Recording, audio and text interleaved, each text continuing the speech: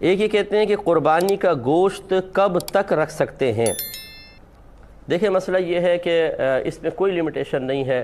عرب لوگ جو تھے وہ یہ جو ایام آتے تھے قربانی کے، اس میں گوشت کو سکھا لیا کرتے تھے دھوپ میں، اور سال سال بھر تک کھاتے رہتے تھے۔ تو اس میں کوئی حرج نہیں ہے کہ اگر کوئی محفوظ طریقہ گوشت کو رکھنے کا آپ کے پاس ہے تو جتنے عرصے تک آپ کھائیں۔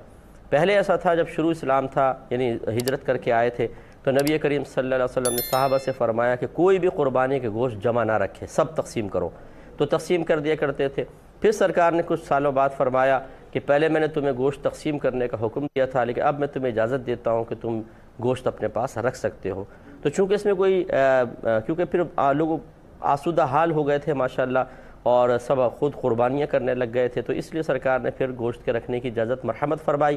تو اب شریعت نے گویا کہ کوئی پابندی نہیں لگائی ہے، آپ رکھنا چاہیں کتنے عرصے تک، جتنے عرصے تک رکھنا چاہیں رکھ سکتے ہیں، بشرطے کہ جیسے میں نے کہا کہ وہ گوشت خراب نہ ہو، جب تک آسانی سے صحیح طریقے سے رکھا جا سکتا ہو۔ خراب ہونے لگے تو اتنے عرصے تک رکھنا مناسب نہیں، نہ اپنے پیٹ میں جائے نہ کسی اور کے پیٹ میں جائے، یہ قطعاً غیر مناسب ہے۔ ہوس جو ہے نا، ہوس اور لالچ یہ بری ہوتی ہے۔ بعض اوقات فریج بھر لیتے ہیں، ڈی فریزر اور سب کچھ بھر لیتے ہیں، اور کھایا جاتا نہیں ہے، سڑ جاتا ہے گوشت، پہ اس کو کچرے میں پھینک دیتے ہیں۔ تو یہ مناسب نہیں ہوتا، کسی بیچارے غریب کے پیٹ میں چلا جائے، اور اتنا ہی رکھیں جتنا آپ کھا سکتے ہیں ایک مخصوص وقت تک، اور وہ رکھنے کی بہرحال اجازت ہے۔